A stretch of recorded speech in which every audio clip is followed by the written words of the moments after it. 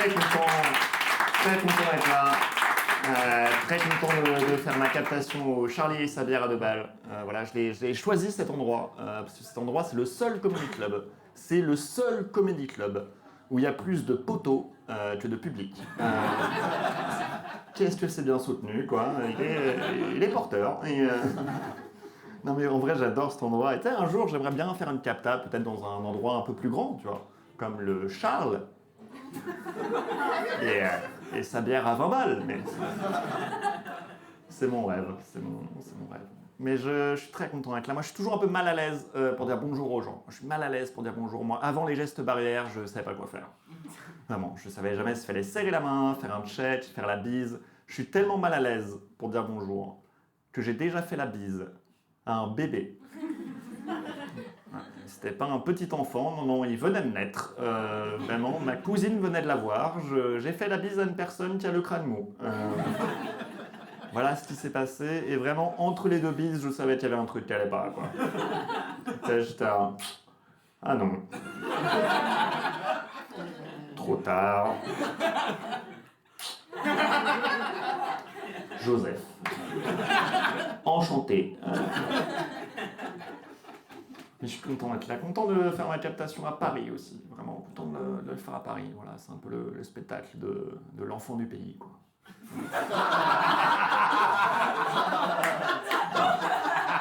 Là, j'ai jamais grandi ici, mais non, je viens de Lyon. Voilà, c'est le même pays.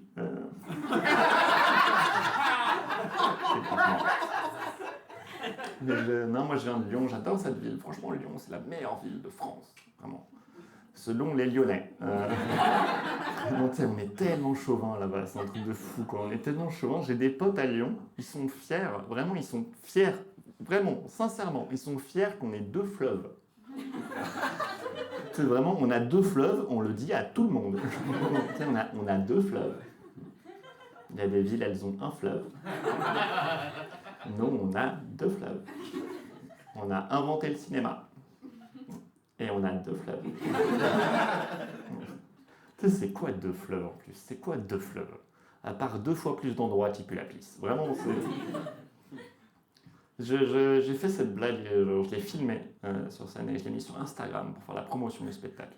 Et j'ai mis une story où j'ai dit, voilà, bientôt je vais faire 60 fois ça. Et je précise, je dis, je vais faire 60 minutes de blague. Je vais pas faire 60 fois la même blague. Et tu sais, je reçois un message qui dit genre, ah, faites 60 fois la même blague. Et je suis, ah non, t'es con et tout. T'sais. Je reçois un deuxième message qui me dit, fais 60 fois la même blague. Et tu sais, moi, je suis un gamin. Et tu sais, vraiment, j'ai posté sur Instagram, j'ai dit, écoutez, s'il y a 60 personnes qui me demandent de faire 60 fois la même blague, je fais 60 fois la même blague. Et je pensais que ça s'arrêtait là. Et je comptais pas sur le fait que les gens qui me follow sur Instagram, c'est vraiment des gros bâtards. Parce que il y a eu 60 messages. Et eux, ils sont pas là ce soir. Mais je vais pas faire 60 fois la même blague. Je vais pas faire 60 fois la même blague. C'est ma captation. Je vais pas faire 60 fois la même blague. Je vais juste la refaire une deuxième fois. Parce que j'ai l'impression que vous n'avez pas assez ri à la première. Et en fait, je viens de Lyon et à Lyon, on est assez chauvin. Alors, vraiment, vous n'allez jamais croire. On a des fiertés, mais vous n'allez jamais le croire. On est fiers d'avoir 2 fleuves. On a 2 fleuves. On a inventé le cinéma. Alexandre Astier.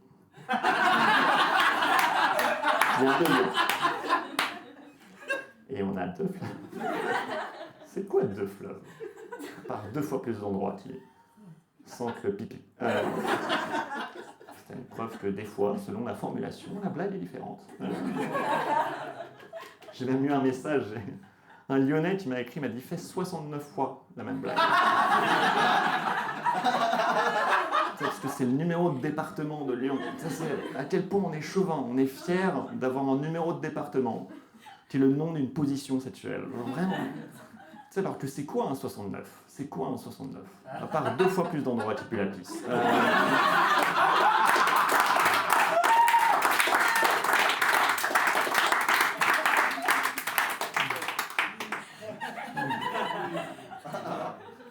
Mais ok, vous êtes cool.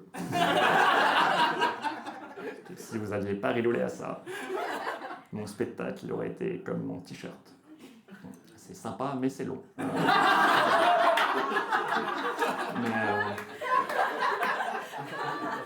je suis très content. Je viens de Lyon à la base, mais là j'essaie de voyager le plus possible en ce moment. J'essaie de voyager, faire des blagues partout en France. On peut faire des blagues partout en France maintenant. Et j'étais à Nantes il n'y a pas longtemps.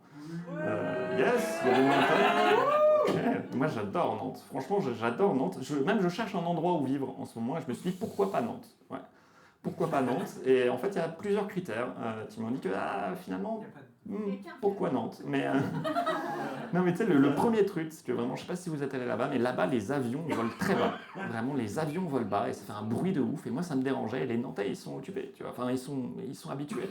Et je me suis trompé dans ma blague. Le jour de la captation.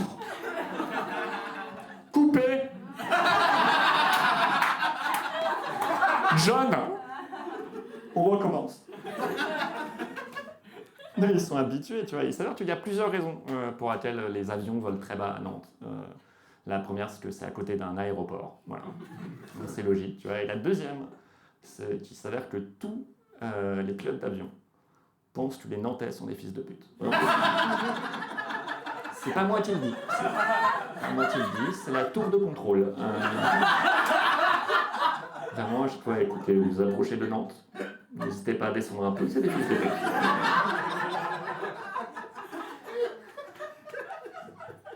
Mais le deuxième critère aussi de pourquoi je n'habiterai pas à Nantes, je pense, c'est le taux de criminalité. Il s'avère qu'il y a beaucoup de crimes à Nantes. Vraiment, c'est devenu la ville la plus criminelle de France, apparemment, et c'est assez récent. Vraiment, c'est depuis la fin du Covid. Voilà. Donc, il s'avère que vraiment, pendant le confinement, les Nantais étaient alors on ne peut pas sortir et faire ce qu'on aime le plus. Tuer des gens. Mais moi, je pense que ce qui me manque pour habiter à Nantes, je pense que tout ce qui me manque, ça serait Batman. C'est tout, quoi. C'est genre que je sois dans une ruelle sombre, ce serait un peu fun, tu vois. Genre, il y a un brigand qui arrive, et là, il y a une voix qui est genre « Arrête tout de suite. Lâche cette galette bretonne. » Et la troisième raison pour laquelle je ne veux pas habiter à Nantes, c'est qu'ils n'ont pas de fleuve.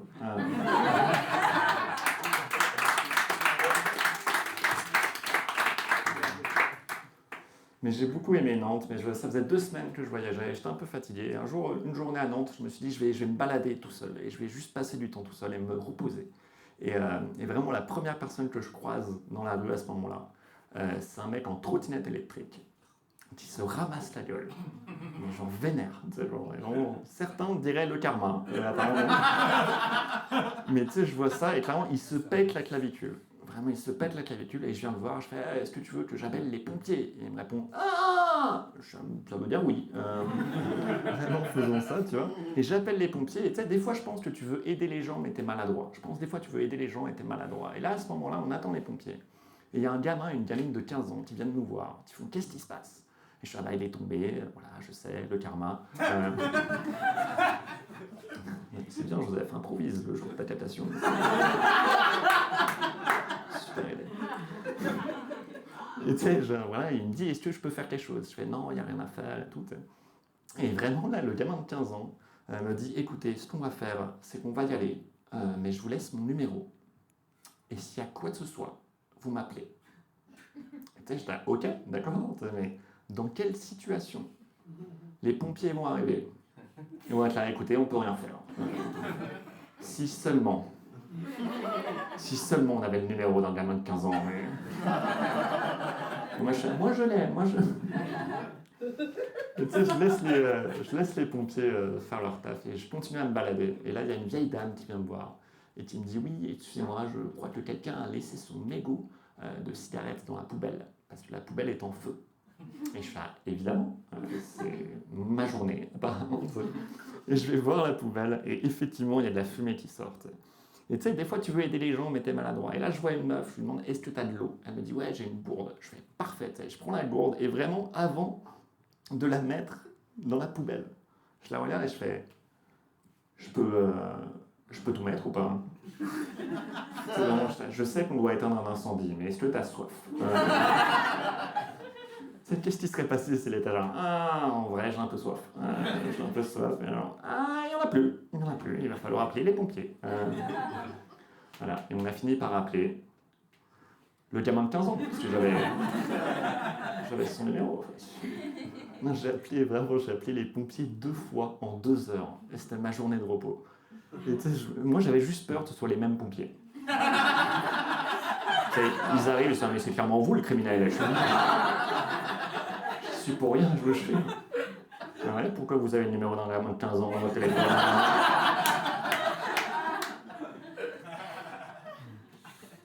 Yes.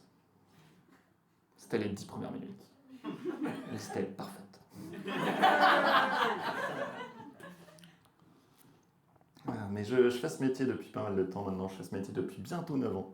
Et je fais que ça dans ma vie. Voilà, je fais que ça. Je suis un peu scénariste à côté. Et on me pose souvent la question, on me dit « Joseph, c'est peut-être une question indiscrète, mais est-ce que tu arrives à gagner ta vie avec ?» Et la réponse est oui. Oui, c'est une question indiscrète. Et non, je suis pauvre. Je suis tellement pauvre. Vous voyez ce sentiment que vous avez quand vous retrouvez un billet dans votre poche? Vous ne saviez pas qu'il était là. Moi, non. Moi, je sais où est mon argent, il n'est pas là. Mais je suis pauvre, ma carte bleue, elle est bloquée tout le temps. Et j'essaye d'acheter des trucs avec, quand même. Je ne sais pas pourquoi. Je compte sur un miracle du capitalisme. Alors, peut-être les règles, elles ont changé, je ne sais pas pourquoi. On ne sait jamais. Non. Il y a pas longtemps, j'étais sur le Play Store, et je voyais un jeu à 5 €. Et je sais que ma carte, elle est bloquée, mais j'essaye quand même. Et ça marche. Et j'étais, alléluia, enfin. Et 15 minutes plus tard, je joue au jeu et je reçois un message d'une ex à qui je n'ai pas parlé depuis des années, qui me dit « Joseph, je ne sais pas comment t'as fait, mais t'as acheté un jeu à 5 € avec ma carte bleue. Est-ce que tu peux me faire un Lydia, s'il te plaît ?» Et tu vois, en ce moment, je me sens mal pour toutes les meufs qui sont sorties avec moi, déjà, mais je me sens mal pour toutes les meufs qui s'appellent Lydia. Parce qu'elles doivent prendre cher. Hein. Et sans mauvais jeu de mots, ça c'est tous les jours pour elles. Tous les jours des blagues de merde de genre « Hé Lydia, tu vas payer comment? Avec toi-même ?» Ça, en plus, le pire, c'est que Lydia, c'est pas des meufs de la nouvelle génération. Ça veut dire que c'est des meufs qui sont restées tranquilles pendant 40 ans. Et d'un coup, tous ensemble, on les traite de putes. Vraiment. Et je pense, elles, c'est pas le pire. Je pense que le pire, c'est la génération d'avant. Je pense que c'est les mecs qui s'appellent Uber. Parce qu'on leur fait des blagues qu'ils comprennent même pas. Tu sais, on est à Uber, tu m'en veux si je rentre en taxi? Ils sont à quoi? L'Algérie?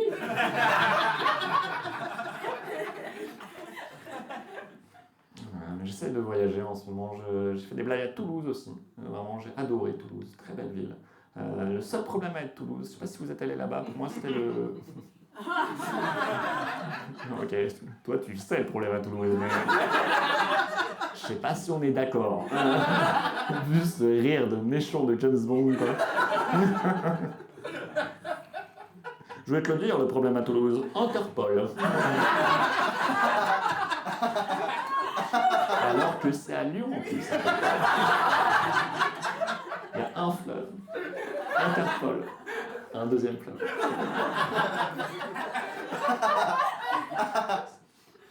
Comme quoi tu peux improviser, Joseph.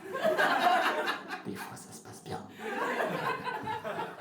Non, moi le problème avec Toulouse, c'était le nom des rues à Toulouse. Vraiment, ils ont des noms de rues. J'ai vu, vraiment, je me baladais là-bas, j'ai vu la rue de la pomme. La rue du sachet. La rue du canard. Apparemment, il n'y a pas de gens connus à Toulouse. Mais tu sais qu'il y a des noms de rues à Toulouse, on dirait que c'était des noms trouvés en dernier dans la réunion des noms de rues. C'est genre vraiment où le mec était là, écoutez, il est 23h. On veut tous rentrer chez nous. Je sais que certains d'entre vous n'ont pas vu leur famille depuis 6 mois. Je ne sais pas comment on trouve des noms de rues. J'imagine que c'est un processus très compliqué. Alors, écoutez, on a prêté serment. On a tous prêté serment pour trouver tous les noms de rues de cette ville. avant le prochain solstice. Sinon, on ne pourra jamais bâtir Toulouse. Tu sais, c'est sûr qu'à cette réunion, il y a un mec qui a dit « Tu sais quoi, ni de sa mère, on prend ma liste de courses. Voilà. Canard, pomme, sachet. » Et voilà. Ah ouais, j'ai joué à Angers aussi.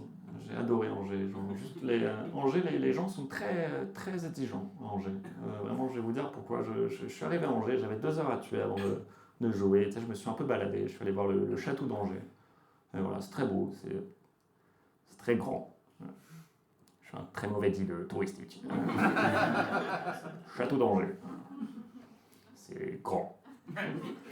Et à ma gauche. C'est ces informations. Voilà, non, mais c'est grand. Voilà, si je mets ma main là, je ne touche pas le haut. Et moi, je suis grand. Donc, si on se met loin, on peut croire qu'il est petit.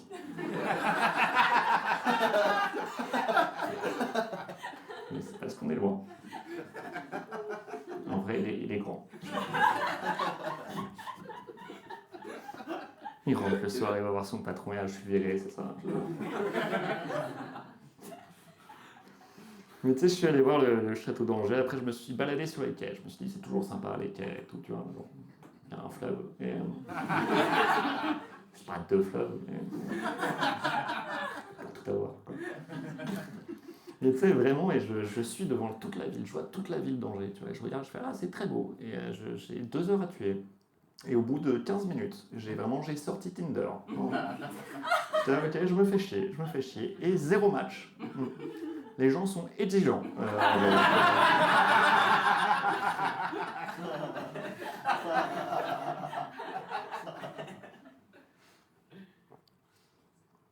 Mais en ce moment, j'essaye de me connaître moi-même. Vraiment, j'essaye de savoir qui je suis. Je pense que c'est compliqué de savoir qui t'es.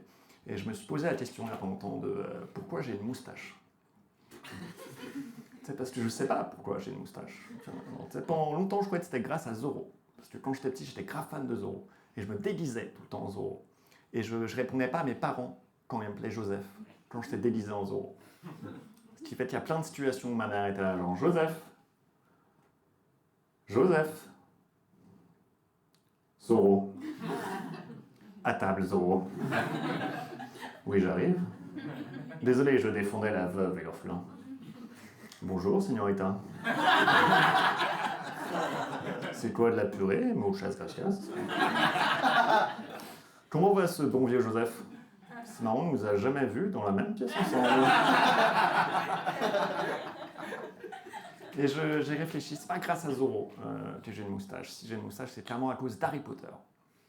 C'est à cause d'Harry Potter, parce que je la même personne que moi. Et Interpol. Je pensais pas parler autant d'Interpol. Peut-être renommer le spectacle.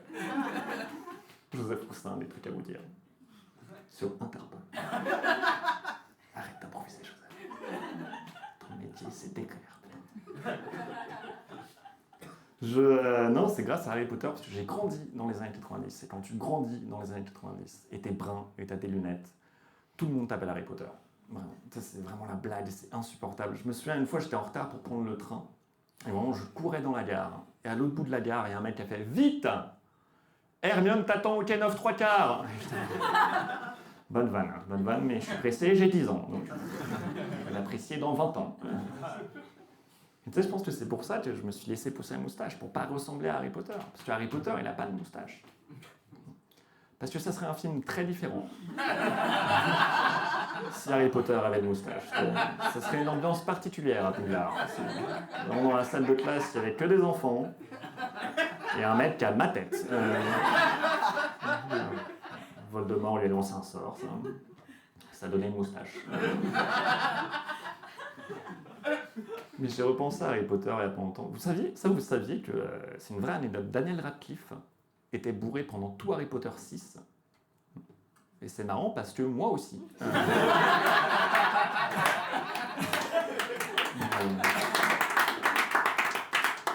En vrai, non, j'ai repensé à Harry Potter parce que j'ai vu le documentaire des retrouvailles d'Harry Potter. C'est 20 ans après le premier film et tu revois tous les acteurs. 20 ans après le premier film, tu revois Daniel Radcliffe. 20 ans après le premier film. Et il a une moustache. Et je sais pourquoi il a une moustache. Parce qu'il a grandi dans les années 90. Et quand tu grandis dans les années 90, et t'es brun, et t'as des lunettes, c'est sûr. C'est sûr, tout le monde devait l'appeler Joseph Roussin.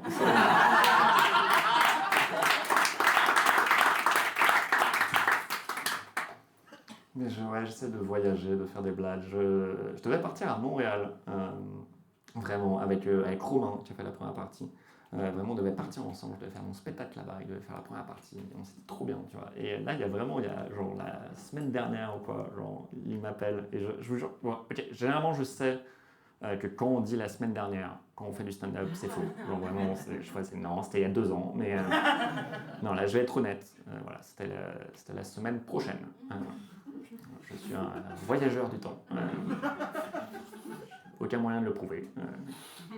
Mais sachez que dans le futur, le top des critères de beauté, c'est moi.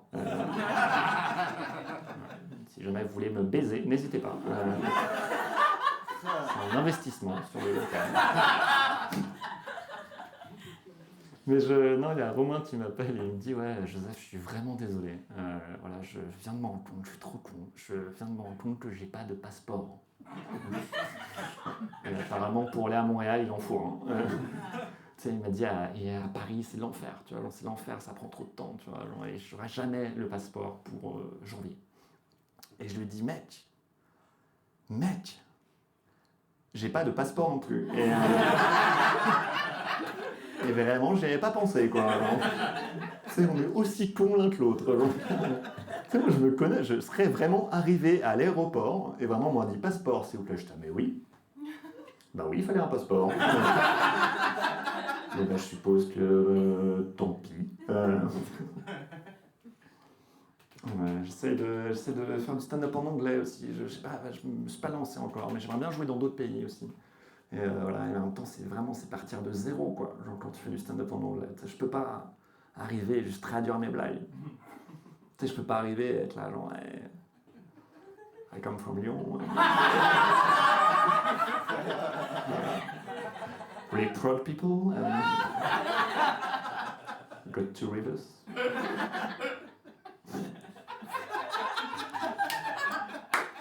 J'aimerais bien jouer en espagnol aussi.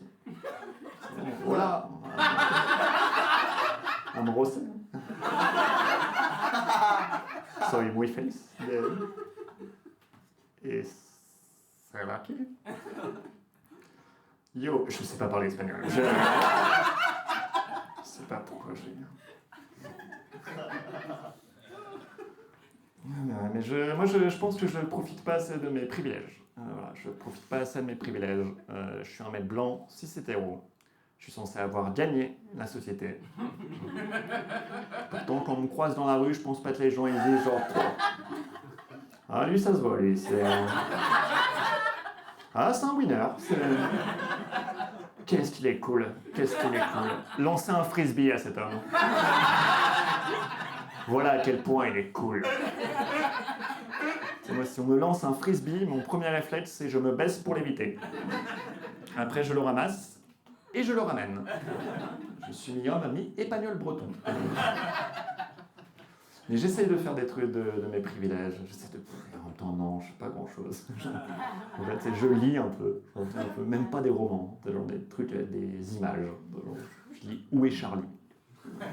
Sans forcément le chercher. Savoir qu'il est là, ça me suffit. Non, j'essaie de faire des trucs de mes privilèges, j'essaie d'être militant. Voilà, mais c'est fatigant d'être militant. Des fois, je suis désabusé par rapport au militantisme, par rapport aux violences policières, par exemple. Quand j'étais plus jeune, j'étais genre, on peut régler le problème des violences policières. Et maintenant, je sais plus. Je sais même plus si je peux être totalement anti-flic. Peut-être même on a besoin de la police. Je sais pas, parce que... Je sais pas vous, mais moi, je sais pas résoudre des crimes. Vraiment, j'arrive sur une scène de crime, je suis là, bon, qui a une loupe Sortez d'ici, monsieur, c'est une scène de crime. Une loupe, pour voir les choses en plus gros. Vous connaissez Sherlock Holmes ? C'est mon mime préféré, agite sa loupe. Je suis suis désabusé par rapport aux réseaux sociaux aussi. Twitter, le tribunal populaire. Les gens qui disent Twitter, c'est devenu un tribunal populaire. Il y a des gens connus qui se font virer à cause de Twitter, juste parce qu'ils ont violé des gens. Ça n'a pas logique, quand même, cette histoire. Tu sais, je comprends le tribunal populaire, parce que la justice, elle fait pas son taf. Il y a plein de mecs qui violent et qui agressent des meufs et ils s'en sortent. Et en même temps, c'est la justice. Et eux, ils savent pas faire. Et je sais pas vous, mais moi, je pourrais pas être juge. J'arrive dans un tribunal, je fais bon, il y a un petit marteau. Ouais, c'est la même vanne. Je peux faire ça toute la soirée. Non, mais sans aucun rapport. Je trouve que les médecins, ils ont trop de pouvoir. Vraiment, les médecins, ils ont trop de pouvoir. Et en même temps, je sais pas vous, mais moi, je pourrais pas être chirurgien. J'arrive dans une salle d'opération, je fais bon, il y a des petits ciseaux. Sortez d'ici, monsieur, c'est une salle d'opération. Et ça fait 3 fois que vous faites la même vanne. Le patient vient de mourir à cause de vous. Il vient de mourir? Allez me chercher une loupe.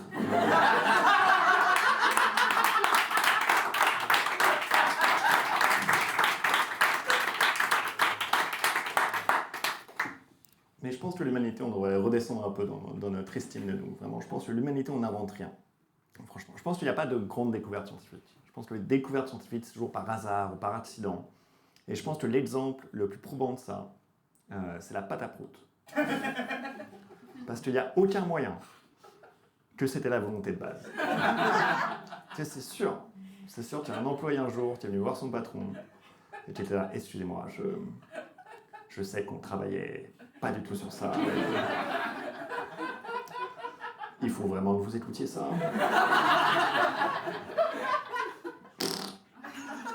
Et le patron alors, wow. Refaites ce que vous venez de faire.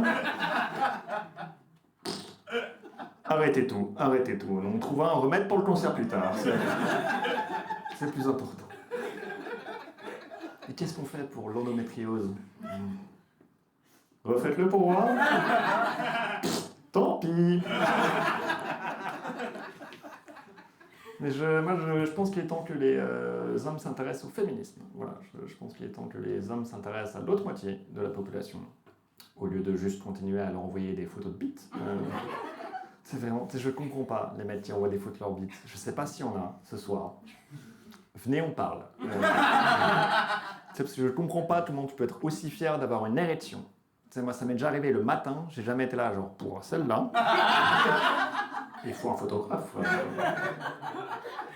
Il faut couvrir ce moment. On peut avoir des hélicoptères.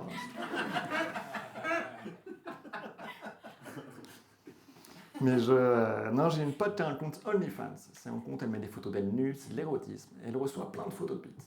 Plein de photos de bites. Parce que les mecs, ils sont genre, ah, c'est son métier, ça doit lui plaire. Non, justement, c'est son métier. Pour moi, c'est comme envoyer un dessin à Léonard de Vinci. Et être là, alors j'ai adoré la Joconde. Moi, j'ai fait ça. Ça, c'est mes parents. Ça, c'est la maison. Il y a une cheminée. Ça fait de la fumée. Elle se transforme en nuage. Sur le coin à gauche, là, c'est le soleil. Il a des lunettes de soleil. C'est ironique parce que c'est le soleil. Et si tu retournes la feuille, c'est ma bite.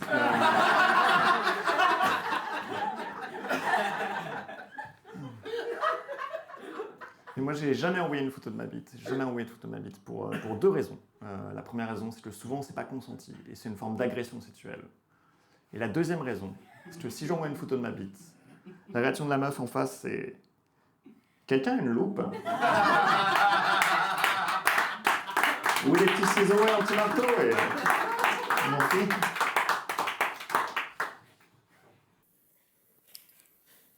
Voilà, mais je ne me suis pas toujours intéressé au féminisme. Je me suis intéressé au féminisme vraiment en arrivant sur Paris, en parlant avec des gens. Et je pense que vraiment j'ai fait l'erreur que font beaucoup de mecs quand ils s'intéressent au féminisme. C'était au bout de 2 semaines. J'étais genre, j'ai tout compris. Je suis un expert. Et tu sais, vraiment, j'avais des potes meutes en face de moi qui faisaient genre, non, mais Joseph, il faut que tu comprennes que je t'ai... Tot, tot, tot, tot, tot. Laisse-moi t'expliquer le féminisme, petite sotte.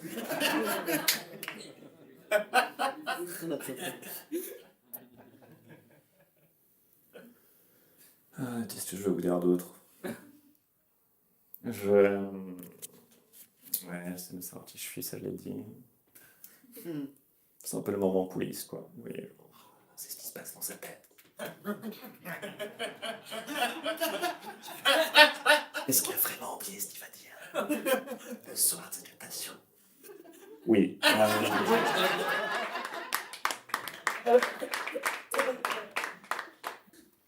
Non, je fais des études de cinéma aussi. Vraiment, j'ai fait l'école de scénario de Luc Besson. Voilà. Ce qui veut dire que Luc Besson m'a donné des cours de scénario, ce qui est hilarant.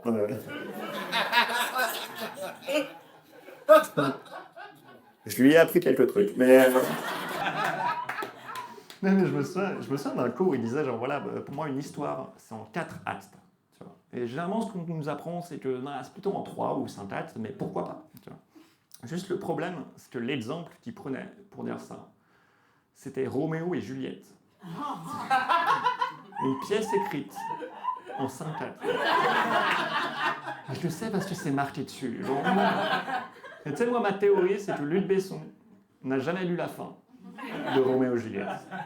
Et là, j'en ai quelle belle histoire d'amour, mais je vais baser tous mes films dessus. J'ai déjà dit, chut à Luc Besson une fois, parce que j'ai peur de rien. Non, c'était vraiment, j'étais en journée de stage sur le long métrage Lucie qu'il a fait. Voilà. Je ne sais pas si vous l'avez vu. En gros, c'est l'histoire d'une meuf qui utilise 100% de son cerveau. Et à la fin, elle devient une clé USB. C'est même pas une blague.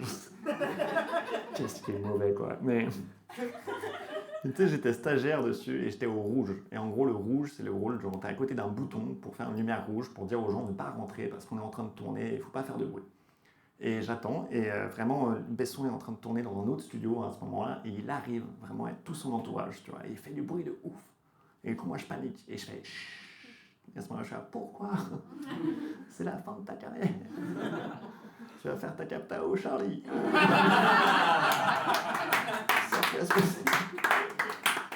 Et vraiment, il me dit chute, quoi chute? Pourquoi chute? Et je lui dis bah ça tourne. Et il m'a dit vraiment une phrase que j'oublierai jamais. Il m'a dit je m'en bats les couilles, c'est muet. Quelle belle leçon de cinéma. Merci Luc. Mais quelques années après que je sois sorti de l'école, Luc Besson a été accusé de viol par plusieurs personnes. Et je me souviens qu'on en parlait avec des anciens élèves sur un groupe Messenger. Et ils disaient c'est pas possible, c'est tonton Luc. C'est tonton Luc. Ouais, je vous jure. Parce que cette école, elle faisait un truc que j'ai vu beaucoup dans le milieu artistique, et je pense que ça existe ailleurs. C'est genre, on nous disait, c'est pas une école, c'est pas une entreprise, c'est une famille. Ouais. Et ça, c'est n'importe quoi, tu vois. Parce que, en fait, dire on est une famille, ce qu'ils veulent vraiment dire, c'est on est une famille. Alors pourquoi tu veux partir à 17h? On est une famille. Alors pourquoi tu veux être payé sur ce tournage? On est une famille. Pourquoi tu veux pas être touché par tonton Luc? Allez, prends ça, culture de viol. 1-0, voilà.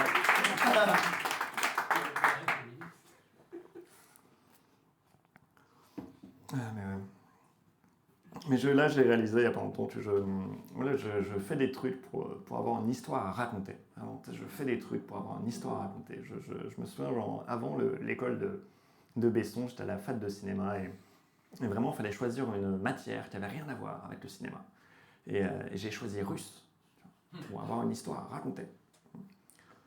Et maintenant, on en est là. Voilà. Donc, si la Russie envahit Paris, je suis le meilleur espoir de cette pièce. Et moi, la seule phrase dont je me souviens, c'est « Ma sœur travaille à la bibliothèque ». Et ma sœur travaille même pas à la bibliothèque. À part si on tombe sur un soldat russe qui se sent très coupable de ne pas avoir rendu un livre il y a 10 ans, on est dans la merde. Mais vraiment, et l'année d'après, je ne pouvais pas continuer le russe. Et j'ai décidé de faire langue des signes. Vraiment, j'ai décidé de faire langue des signes pour avoir une histoire, comme on dit déjà.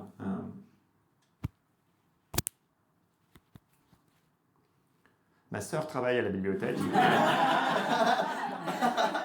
Et je me souviens bien de ce cours de langue des signes. J'étais avec un prof qui était sourd. Et vraiment, il ne parlait pas. Il écrivait des mots sur le tableau et il nous les signait. Et je me souviens très bien du dernier cours. Parce qu'il écrit le dernier mot, comme ça. Il s'assoit. Il nous regarde. Il fait « Bon, je sais qu'il y a des élèves qui ont vu des vidéos de moi qui parlent. Ils pensent que je ne suis pas sourd. Je suis sourd, mais je ne suis pas sourd de naissance. Et je peux parler. J'ai juste choisi de ne pas parler parce que c'est un cours de langue. Et si c'était un cours d'anglais, je parlerais que anglais. Deuxièmement, ok, qui n'a pas... John, qui n'a pas coupé son téléphone le jour de la captation. C'est plus un personnage, là. Là, je craque.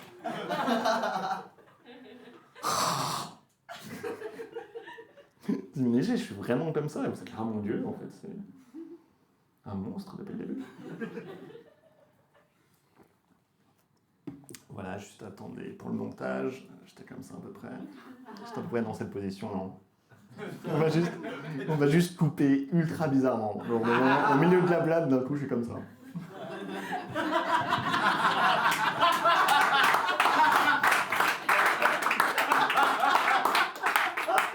Rien qui va ce soir, putain. Ouais, attends. Oui, le prof, du coup. J'en étais là. Il fait, ouais, voilà, c'est un cours de langue, je parle que... Enfin, voilà, je fais que signer. Deuxièmement, vous êtes la pire classe que j'ai jamais vue. Il dit, franchement, il n'y a aucun effort. Et je sais qu'il y a des élèves qui profitent que je sois sourd pour se moquer de moi dans mon dos, parce que je suis pas con. Bonne chance pour les examens. Et il se casse. Et tu sais, il a raison de nous dire ça. Franchement, il a raison, tu vois. Mais en même temps, je me dis, c'est un peu bizarre quand même, genre. Il a voulu faire un twist. Tu sais, je l'imagine vraiment juste la veille chez lui devant le miroir faire « Bon. » C'est pas sympa. « Bon. » Tu sais, mais c'est tellement étrange. Genre, vraiment, genre.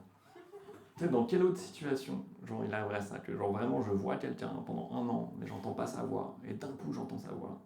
C'est mon ex, tu vois, genre, c'est clair. Tu sais, je la stalk sur Instagram, et je suis qu'est-ce qu'elle devient, et tout, et un jour, je reçois un vocal. Et je suis c'est quoi, tu vois, qu'est-ce qu'elle veut me dire? J'ai des poils qui se hérissent sur le bras, genre, et le vocal, c'est « t'es qu'une merde ». J'avais une meilleure chute avant cette blague. Et je l'ai oubliée. Et maintenant, elle est comme ça pour toujours. Mais au moins, on écrit l'histoire, les gars.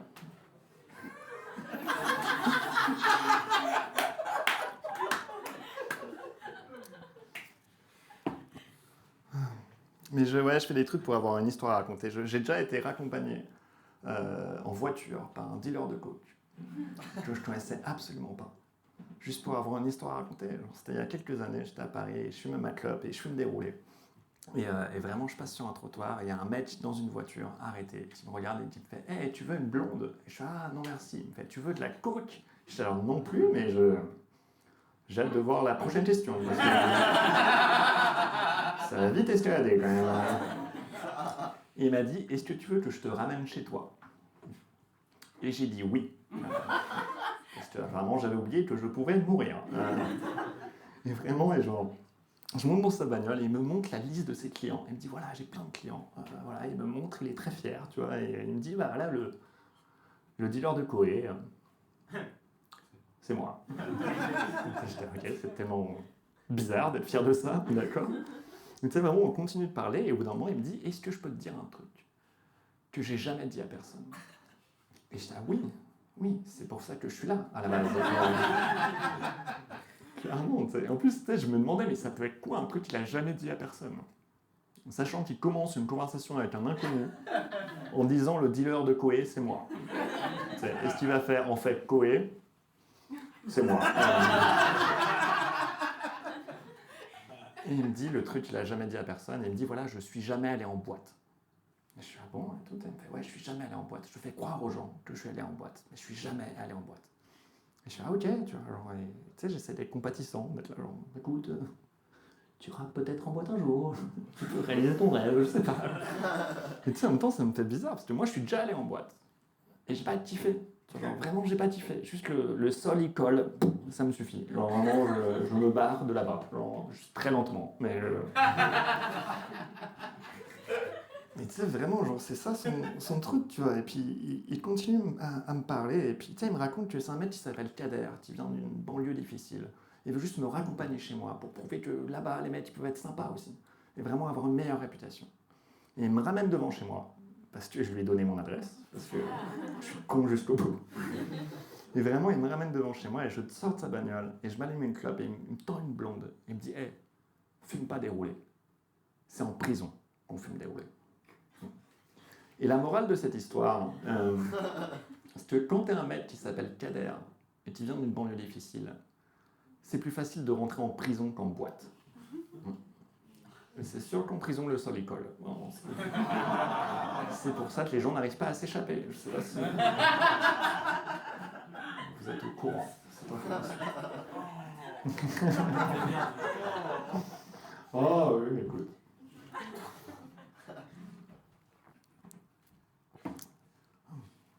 Mais je pense qu'il est temps que les Blancs s'intéressent au racisme. Je pense qu'il est temps de rajouter un peu de théorie à la pratique.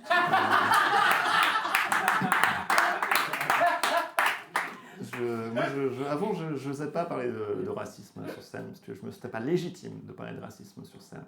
Parce que comme vous pouvez le voir, je suis très très blanc. Bon. C'est comme si les Blancs avaient rien à voir avec le racisme. Je pense qu'on a un peu participé. Tu sais, en plus, ça veut dire quoi ne pas se sentir légitime? Ça veut dire qu'en tant que blanc, on peut oppresser d'autres populations pendant des siècles. Mais au moment d'en parler, on est alors, c'est plus votre truc, non? C'est quoi ces cadeaux? Et moi, j'ai appris l'histoire de Gallieni il n'y a pas longtemps. Gallieni, le nom de la station sur la ligne 3. Gallieni, c'est un colon qui a causé plein de pays d'Afrique et d'Asie, qui s'inspirait d'un livre qui s'appelle L'inégalité des races. Super bouquin. L'audiobook. Un régal. Non mais ce livre, il a inspiré qui? Il a inspiré Gallieni et Hitler. Ouais. Mais Hitler, il n'a pas de station sur la ligne 3. Tu sais, tu prends jamais le métro et t'entends Hitler. Hitler. Terminus.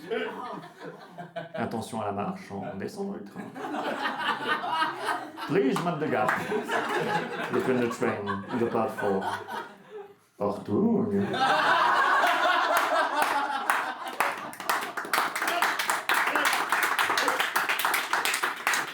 Un peu trop d'enthousiasme. Un peu trop. Je pense que les Blancs pardonnent trop facilement le racisme. Vraiment, je pense chez les vieilles personnes, par exemple. On a genre, ah, il est raciste, mais il est vieux. C'est une autre époque. Tu sais, ça me fait tellement chier, c'est une autre époque, parce que c'est pas une autre époque. Les vieux, ils sont racistes maintenant. C'est ça qui se passe, non? Je suis allé voir ma grand-mère à l'EHPAD il n'y a pas longtemps, et vraiment, il y a sa voisine de chambre qui a plus longtemps à vivre. Ça, c'est triste. Il y a son mari qui vient la voir tous les jours. Tous les jours. Et il est antisémite de ouf. Tu sais, pour moi, c'est vraiment la preuve que les racistes, ils ont la motive. Tu sais, parce que là, genre, chérie, je sais que t'as plus que 2 semaines à vivre. Mais il faut vraiment qu'on parle des juifs.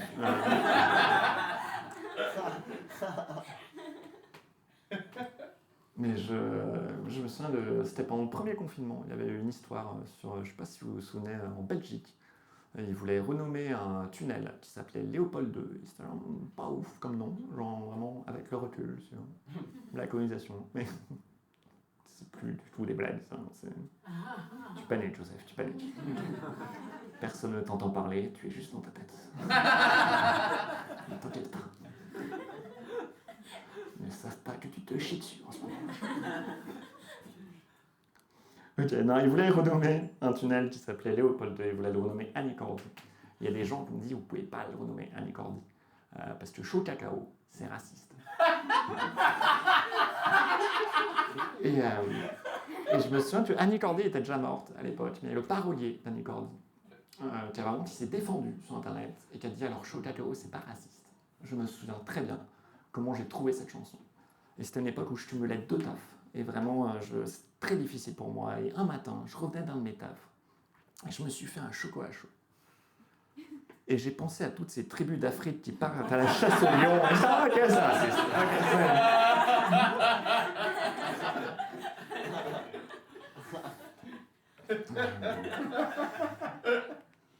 Je me souviens aussi, il n'y a pas longtemps, j'ai fait du stand-up à Saint-Denis. Vraiment, j'ai fait du stand-up dans un rooftop à Saint-Denis pour les 40 ans d'une meuf, une soirée privatisée.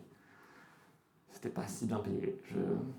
Je suis con parfois, mais tu sais, vraiment, on était 6 humoristes. Et il y a une meuf qui vient nous voir à la fin pour nous dire, elle insiste pour nous dire que la seule meuf qui l'a pas kiffé du spectacle, c'est la seule meuf qui était arabe. Elle l'a pas dit comme ça. Voilà, non. Elle, les mots qu'elle a utilisés, c'était genre oui, je veux bien, on est à Saint-Denis, on est un peu street. Mais là, je trouve ça trop wesh. Je sais même pas ce que ça veut dire. Vraiment, ça. Mais vraiment, elle nous dit ça, elle fait ok, très bien, genre, et vraiment, après, elle revient me voir. Elle me montre une photo d'un humoriste qui s'appelle Redouane Boudiraba, que je connais, pour me dire, lui, je l'aime bien. Lui, je l'aime bien. Je ne comprenais pas ce qui se passait au début, tu vois, genre. Et vraiment, je regarde et je regarde sa recherche Google qu'elle a faite pour retrouver Redouane. Sa recherche Google, c'était humoriste arabe. Et tu sais, je pense que des fois, tu veux aider les gens et t'es maladroit. Je pense que des fois, tu veux t'aider toi-même et t'es maladroit. Et je pense que des fois, tu veux prouver que t'es pas raciste et t'es raciste.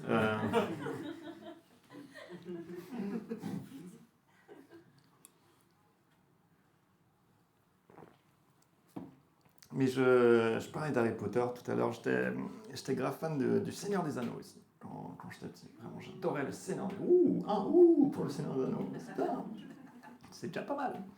Mais j'adorais, moi, c'est le dernier film que j'ai vu en tant qu'enfant et le premier film que j'ai vu en tant qu'adolescent. Vraiment, ça a fait la jonction entre ces 2 périodes. Ma puberté a duré 3h30, pile poil. Non mais je kiffais parce que j'étais gamin et j'aimais bien genre, voir des elfes, des combats. Et en même temps, je commençais à m'intéresser au cinéma et je commençais à m'intéresser à d'autres trucs. Et il s'avère qu'il y a une anecdote de tournage, mais ça je m'en suis rendu compte bien plus tard. Mais il s'avère que l'acteur qui joue Frodon, pendant les 3 films, j'avais un peu envie de le baiser.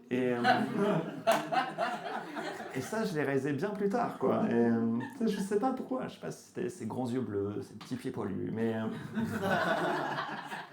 tu sais, c'était à la période du collège. Et tu sais, à la période du collège, genre, je pouvais pas être gay. Tu sais, genre, être gay au collège, pour moi, c'était pas une option, c'était une insulte. Et je trouve ça ironique qu'il y ait tant d'homophobie intériorisée à cette période, alors qu'à cette période-là, chaque mec, au moins une fois, a essayé de sucer sa propre bite. Et c'était une blague de bite depuis le début. Il en fallait une. Non, ok, j'en ai une deuxième. Allez. Fan de blagues de bite là-bas. Très déçu par les blagues sur le racisme, du coup.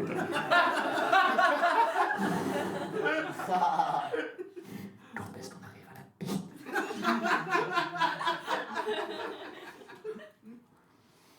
Non, j'ai une ex-copine un jour qui m'a dit Joseph, j'aime bien ta bite.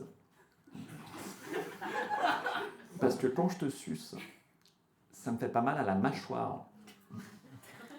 Et quelle manière mignonne de me dire que j'ai une petite bite. C'est vraiment, c'est adorable. Tu sais, vraiment, j'en ai parlé à une copine après, elle m'a dit non, Joseph, non, t'as pas une petite bite. Mais je vois ce qu'elle veut dire.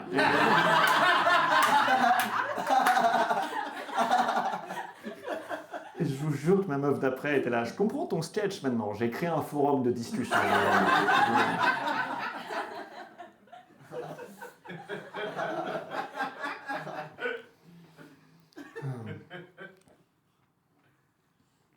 Ouais, c'est ça que je voulais vous dire aussi. Une fois, je suis allé à la patinoire. Et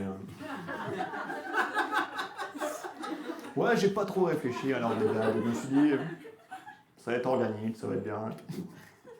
Puis ça fait racisme, vite, patinoire. On ne comprend pas.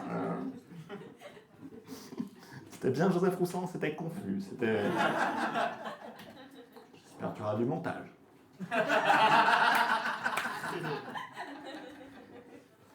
Et oui, il y a du montage, hein. Souvenez-vous de ça tout à l'heure.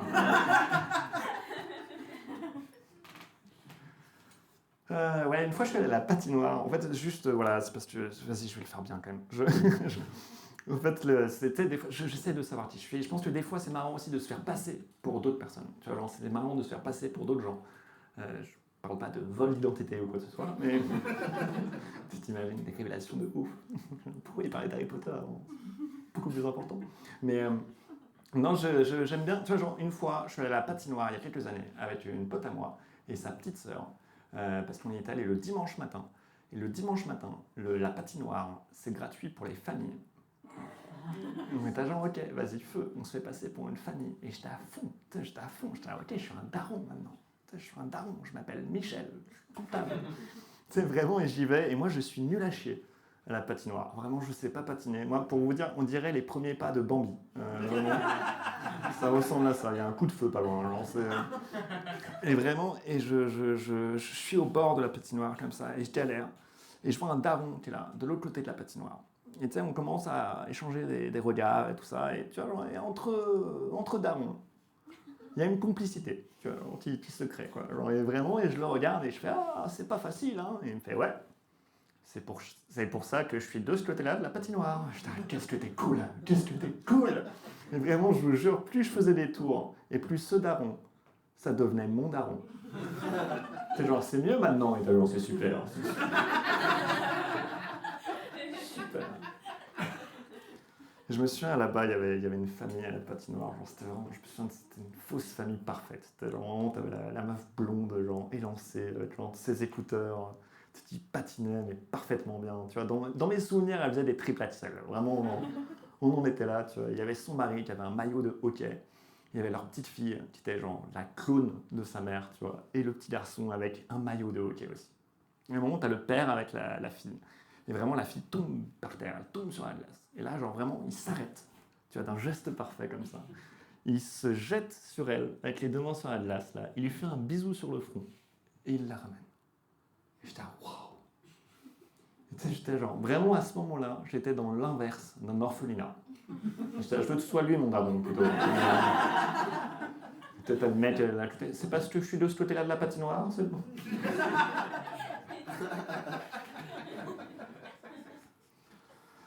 Ah bon, il faudra que je parte au bout d'un moment. Oh, vous faites pas chier, c'est pas une capta. C'est rien, c'est Netflix. C'est pas grave.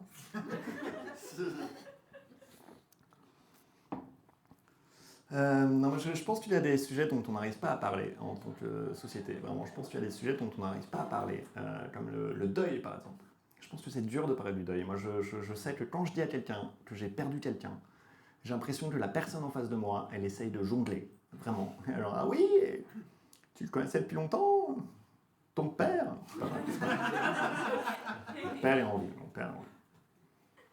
Ma mère, elle est en vie. Elle est gravement malade. C'est pas une blague, mais... Oh, ça va. Non, j'ai perdu un pote il y a quelques années. C'est un pote, tu vois, tout va bien. Mais... Vous voyez, tout va bien. Non, j'ai perdu un pote, ça, putain, mais écoutez, ça, je voulais pas le raconter. Je voulais pas le raconter ce soir, mais allons-y, putain, je vous aime bien. Allez, je sais pas ce que je fais. Je m'épuise, Joseph, tu es fatigant. J'ai perdu un pote, c'était un très bon pote à moi. C'était un excellent musicien. Vraiment, c'était un excellent musicien. En vrai, pas tant de ça. Mais il est mort. Quand ton pote il est en vie, c'est oui, il se débrouille à la gratte. Quand il est mort, ça aurait pu être le prochain Mozart. C'est quoi tu parles? Mais j'ai eu des pensées cheloues quand il est mort. Tu vois, j'ai des pensées stupides, je pense. Tu vois, genre, vraiment, je me suis dit à un moment, ah, si seulement j'avais une machine à voyager dans le temps, tu vois, je ferais tout pour revenir une journée avec lui. Tu sais, ça peut sembler mignon comme ça, mais c'est stupide. Tu vois, c'est stupide parce que c'est sûr la journée, elle aurait été chelou. Tu sais, c'est sûr que vraiment, j'arrive devant chez lui, il ouvre la porte, il fait « Ah, Joseph, tu vas bien? Tu veux une bière ?» Et je fais « Oui! Il y a un câlin !» Je fais, « Ça va, Joseph? Oui, c'est juste la journée des câlins maintenant. » Et tu sais, je pense qu'il se serait rendu compte de quelque chose. Parce qu'on ne se faisait pas des câlins à l'époque. Vraiment, genre, tu sais, on n'exprimait pas nos sentiments comme ça. Parce qu'on était des garçons. Et vraiment, et je dis pas que les hommes ont du mal à exprimer leurs sentiments. Je parle des garçons. Pour moi, les garçons, c'est un type d'homme, vraiment, qui n'a pas déconstruit encore son rapport au genre, à la masculinité, à la virilité. Et tu vois, et pour moi, c'est des garçons. Pour moi, c'est des garçons, parce que quand ils sont énervés, t'as un peu envie de les prendre sur tes genoux. Vraiment. C'est vraiment, t'as un peu envie de les caresser, genre comme ça, genre sur la tête. T'es genre, c'est quoi le problème? J'aime pas le mot privilège. Et t'es, oh, bah oui. Moi, je comprends. Mais c'est pas une raison de pas finir ta purée, Timothée. Mais c'est stupide, tu vois, de se dire, genre, je remonterai dans le temps et je passerai une journée avec lui, tu vois. Parce que dans ce scénario, genre, vraiment, j'ai une machine à voyager dans le temps. Je peux faire ce que je veux. Tu sais, vraiment, il y a eu tellement de problèmes dans le monde. Tu vois, genre, il y a eu des pandémies, il y a eu des guerres, il y a des injustices sociales. Et je choisis d'aller voir un gars, qui n'est même pas un si bon musicien. Je me souviens très bien du jour où j'ai appris qu'il était mort, parce que c'était un week-end un peu spécial dans ma vie. C'était un week-end où j'avais fait que Ken. Je ne sais pas si ça se voit, mais ça m'arrive pas tant que ça. Je pense pas que les gens dans la rue, quand ils me croisent, ils sont alors, qu'est-ce qu'il doit Ken, lui? Lancer une bouteille d'eau à cet homme. Il doit être tellement déshydraté. Mais j'avais fait que Ken, et après j'avais joué dans un de mes plateaux préférés à Paris. Et vraiment, c'était super bien passé. Et quand je pars du plateau, je vois que j'ai 3 appels manqués d'un pote de Lyon. Parce que je viens de Lyon à la base. Je sais pas si... Je vous ai dit que je venais de... On a 2 fleuves. Enfin, pas mon pote, lui, il avait 2 fleuves. Non. Ça, on coupe au montage. Et tu vois, je vois 3 appels manqués, je me dis ok, c'est chelou, et je rappelle mon pote, et mon pote me dit bah voilà, écoute, je dois te l'annoncer, Guillaume est mort. Et je suis ok et tout, et vraiment quand il me dit ça, puis en même temps t'as tout le monde qui se barre de l'endroit où je faisais du stand-up, et vraiment il reste plus personne quand je raccroche, à part le barman. Et vraiment, et dans mes souvenirs, il était en train de nettoyer un verre, comme dans un western, avec un miroir derrière, le torchon et tout, et il me regarde, il me fait ça va? Et je fais non, je viens de perdre un pote. Il me dit, ah écoute, genre, ça m'est arrivé, viens, je te paye un shooter. Et je vais au bar et je prends un shooter et tu sais, il essaie de me parler d'autre chose, il essaie d'être mignon, tu vois. Et il me fait genre, en tout cas, moi ça me fait plaisir de voir du stand-up, ça change de d'habitude, juste mon travail de serveur et tout, ça, ok, c'est cool. Il me dit, la semaine dernière, il y avait Tian aujourd'hui, non? Et je viens de perdre un pote et tu me parles du maître de Bref, genre qu'est-ce qui se passe, tu vois? Et vraiment je sais pas ce qui s'est passé, mais ce soir-là tout s'est mélangé dans ma tête. Et ce soir-là j'ai fait un rêve où j'étais en train de ken Tian aujourd'hui. Et je me souviens très bien de ce rêve parce que j'étais en train d'enculer Tian et à ce moment-là ma première pensée c'était le cul c'est quand même mieux quand t'es amoureux et je sais pas quoi faire. Cette information.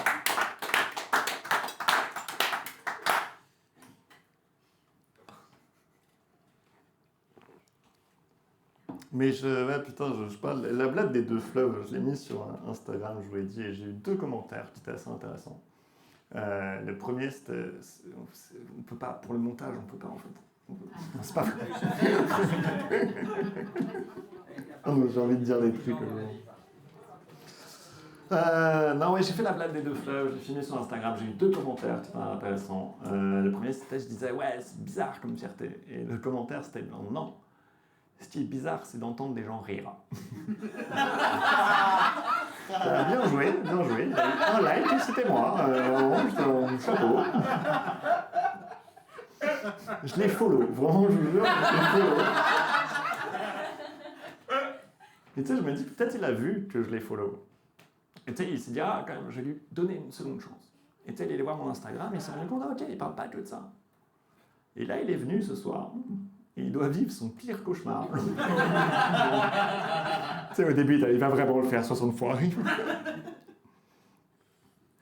Et le deuxième commentaire qui était intéressant, c'était quelqu'un qui disait oui, à Lyon, il y a le Rhône et la Saône.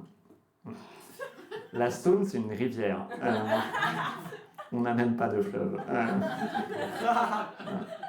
Pour moi, c'est vraiment la preuve. C'est pas la preuve que j'ai mal écrit ma vanne.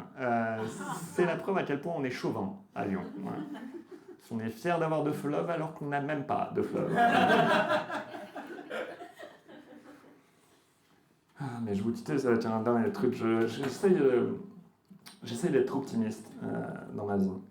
Voilà. Par exemple, je suis optimiste sur le fait que je vais réussir à régler ce pied nu.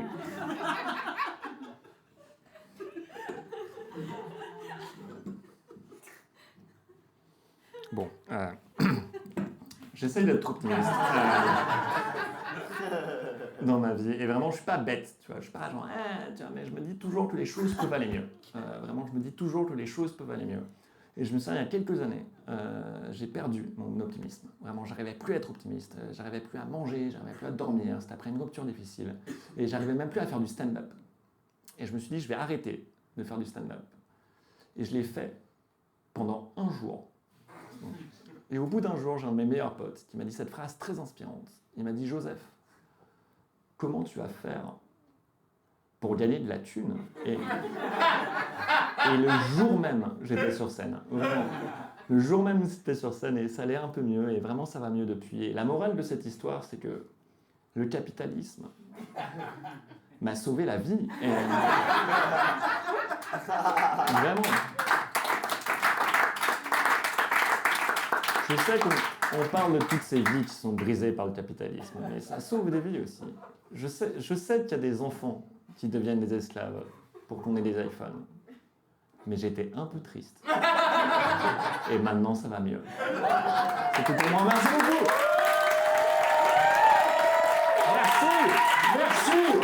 Merci Paris.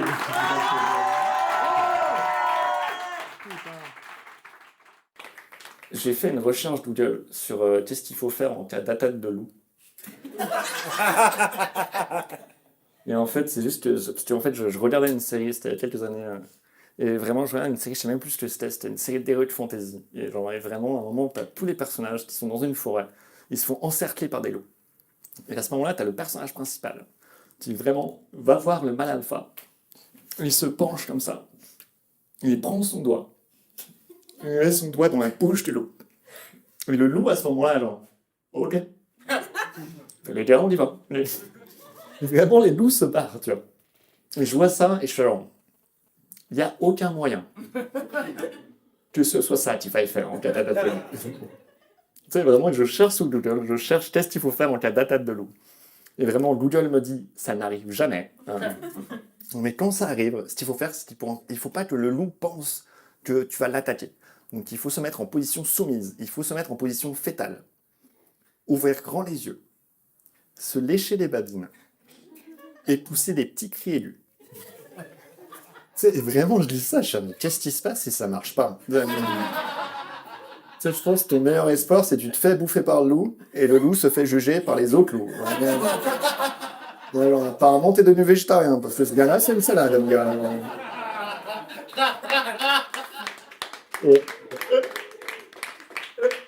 Et vraiment, tu sais, qu'est-ce qui se passe? T'es au zoo et tu tombes dans l'enclos à loup. Et tu sais, le temps que les secours arrivent, ils arrivent, mais qu'est-ce que vous faites, monsieur? Mais mettez votre doigt dans sa bouche! Non, j'ai pas de vanne. On est bon? Super, merci.